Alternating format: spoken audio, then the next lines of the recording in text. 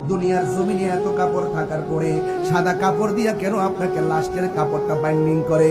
এই কথা দিয়ে কোনো মৌলবীরা কয় না। এত দুনিয়ার জমিনে এই ওয়াজগুলো আমি সব জায়গায় করি, বোঝার জন্য করি।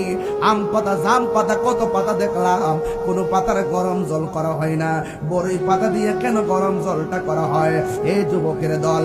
এরপর আমি বলতে চাই, আপনাকে এত সুন্দর করে গোসল করায়, এও আবার কত মায়া, বেশি গরম পানি দেয় না, আবার ঠান্ডা পানিও দেয় না, কত কুসুম গরম জল দিয়ে তারে গোসল করাই, কত মায়া।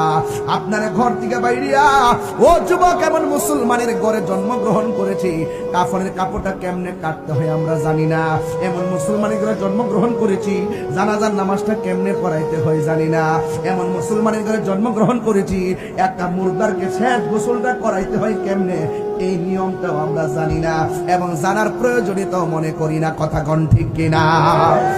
এই জন্য মানুষ যখন গোসলখানায় যায়, পেটের মধ্যে যখন চাপ দেয়, পায়খানা বের হয়, এই টিস্যু দিয়া, গামছা দিয়া পায়খানা গুলা পরিষ্কার করে দিবেন।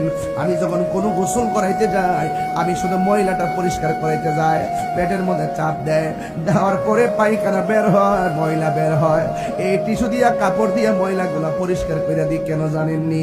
আজকে আমি যদি তার পাশে এমন ভাবে থাকি, একদিন আমার পাশে মানুষ এমন ভাবে থাকবি। আজকে যদি আমি একজনের জানাজার নামাজের জন্য দৌড়াইয়া যায়, একদিন আমি মারা গেলে আমার জানাজার পড়ার জন্য মানুষ দৌড়ায় আসবে।